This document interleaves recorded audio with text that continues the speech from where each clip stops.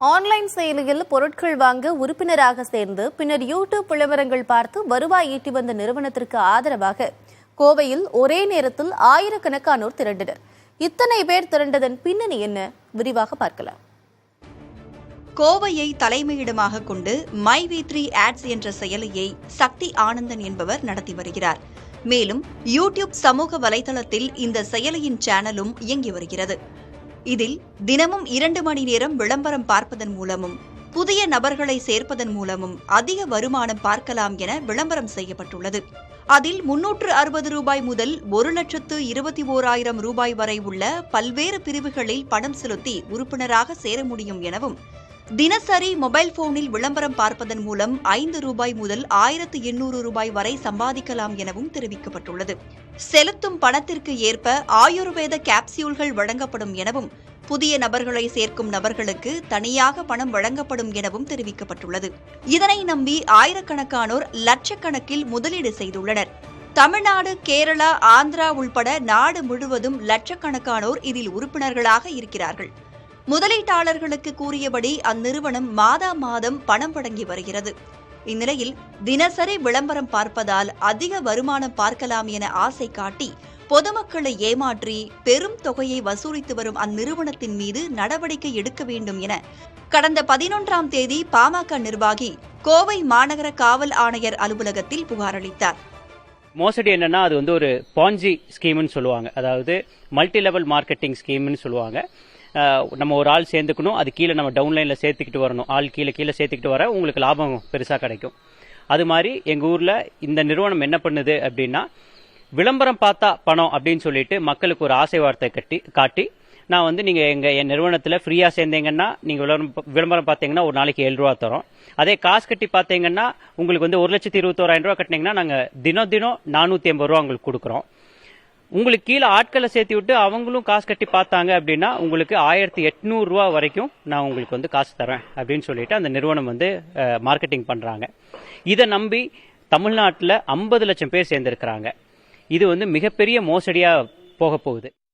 கடந்த 19ஆம் தேதி மருத்துவர்களின் பரிந்துரையின்றி மாத்திரைகளை வழங்குவது சட்டத்திற்கு புறம்பானது எனவும் சைபர் கிரைம் காவல்துறை உதவி ஆய்வாளர் முத்து கோவை மாநகர குற்றப்பிரிவில் புகார் அளித்தார். புகாரின் அடிப்படையில் அந்நிறுவனத்தின் மீது கடந்த 19ஆம் தேதி சைபர் கிரைம் காவல்துறையினர் வழக்கும் பதிவு செய்து விசாரணை நடத்தி வருகிறார்கள். இந்த தகவல் அறிந்ததும் தனது முதலீட்டாளர்கள் அனைவரும் தன்னெழுச்சியாக ஒன்றுகூட வேண்டும் என்று சக்தி ஆனந்தன் தனது பக்கத்தில் அழைப்பு விடுத்துள்ளார். கோவை நீலாம்பூர் அருகே உள்ள புறவழிச்சாலையில் 1000க்கும் மேற்பட்ட முதலீட்டாளர்கள் குவிந்தனர். அப்போது அந்த நிறுவனம் எந்த மோசடியும் செய்யவில்லை எனவும் தவறான புகார் கொடுக்கப்பட்டுள்ளது எனவும் அவர்கள் தெரிவித்தனர்.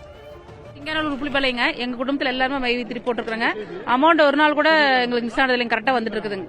5 ரூபாயிலிருந்து 7 ரூபாயிலிருந்து 12, 22, 37 வந்துட்டே தான் இருக்குதுங்க எங்களுக்கு அமௌண்ட். 1,21,000 போட்டா 480 ரூபா. மறுபடியும் ஆள் எங்களுக்கு பின்னாடி ஒருத்தர் சேரும் போது மறுபடியும் ஒரு 200 ரூபாய் டெய்லி சேர்ந்து வருங்க. இதை நம்பிதான் எங்க குடும்பமே போகுதுங்க. நான் எங்க குடும்பத்தில் மட்டும் நான் 6 லட்சம் ரூபாய் போட்டிருக்கிறேன். இன்னைக்கு வரைக்கும் எங்களுக்கு 1 ரூபாய் நிக்கலைங்க. இதை நம்பிதான் எங்க குடும்பமே இப்ப போயிட்டு இருக்கு. சம்பந்தப்பட்ட செயலி சார்ந்த நிறுவனத்தின் நிர்வாக இயக்குநர் சக்தி ஆனந்தன் பேசும்போது தங்கள் செயலி மீது பொய்யான புகார்கள் அளிக்கப்படுவதாக தெரிவித்தார். இது உள்ளூர் மட்டுமில்ல, தமிழ்நாடு மட்டுமில்ல, ஆந்திராவிலிருந்து, தெலுங்கானாலிருந்து, இன்னைக்கு கர்நாடகாவிலிருந்து, கேரளாவிலிருந்து, இன்னும் பல இடங்களில் வந்திருக்காங்க. அவ்வளவு தூரம் மக்கள் நிறுவனமா, மக்கள் நம்பிக்கைப்பட்ட நிறுவனமா நம்ம செயல்பட்டு இருக்கு. இன்னைக்கு ஒரு தமிழ் ஆரம்பிச்ச ஒரு தமிழ் நிறுவனத்துக்கு தெலுங்கானாலிருந்து தெலுங்கு மக்கள் வந்திருக்காங்கன்னா நம்ம எவ்வளவு உண்மையா இருந்தா மக்கள் வந்திருப்பாங்க. சோ அவ்வளவு நட்பதிப்போட மக்களுக்கு சாதனை நடந்துட்டு இருக்கோம். இன்னும் தொடர்ந்து நடப்போம். இன்னைக்கு கம்பெனியில 20,000 ஸ்கொயர் ஃபீட்ல கோயம்புத்தூர்ல மட்டும் பெரிய ஹப் இருக்கு. 85 ப்ராடக்ட் லான்ச் பண்ணிருக்கோம். 700 ஸ்டோருக்கு மேல இருக்கு. இது இல்லாம வருகின்ற 5ஆம் தேதிக்குள்ள இன்னும் தமிழ்நாட்டில் பல இடங்கள்ல இன்னும் 8 இடங்கள்ல ஹப் வருது. இன்னும் எங்களுக்கு ஏற்கனவே கிட்டத்தட்ட 15 ஆபீஸ் இருக்கு. அது இல்லாம இன்னும் 20 ஆபீஸ் வரப்போகுது. இப்படி பல விஷயங்கள் செஞ்சுட்டு இருக்கும் போது எங்களோட வளர்ச்சி பொறுக்காம காழ்ப்புணர்ச்சியில கொடுத்த வழக்கு எதிராக சில மக்கள் திரண்டுக்கிறாங்க. அவங்களுக்கு நான் வந்திருக்கேன் நியாயம் கேட்கறதுக்காக. இதனையடுத்து அங்கு வந்த காவல்துறையினர் மற்றும் கோட்டாட்சியர் போராட்டத்தில் ஈடுபட்டவர்களுடன் பேச்சுவார்த்தை நடத்தினர். உரிய நடவடிக்கை எடுப்பதாக கோட்டாட்சியர் உறுதியளித்ததை அடுத்து போராட்டத்தை கைவிட்டு கலைந்து சென்றனர். ஒட்டுமொத்த தமிழ்நாட்டிலும் பேசுபொருளான இந்த விவகாரத்தில் நிறுவனம் சார்ந்த நபர்களும் அதில் முதலீடு செய்த மக்களும் எவ்வித மோசடியும் இல்லை என கூறுகின்றனர். அதே சமயம் அன்ரெகுலேட்டட் டெபாசிட் ஸ்கீம் என்ற பெயரில் வழக்கு பதிவு செய்யப்பட்டிருப்பதால் இதில் வரக்கூடிய எதிர்கால சிக்கல்கள் என்ன, காவல்துறை எது மாதிரியான நடவடிக்கைகளை எடுக்கப் போகிறார்கள் என்பதை பொறுத்திருந்துதான் பார்க்க வேண்டும். புதிய தலைமுறைக்காக கோவையிலிருந்து ஒளிப்பதிவாளர்கள் முத்துப்பாண்டி மற்றும் தீபனுடன் பிரவீன்.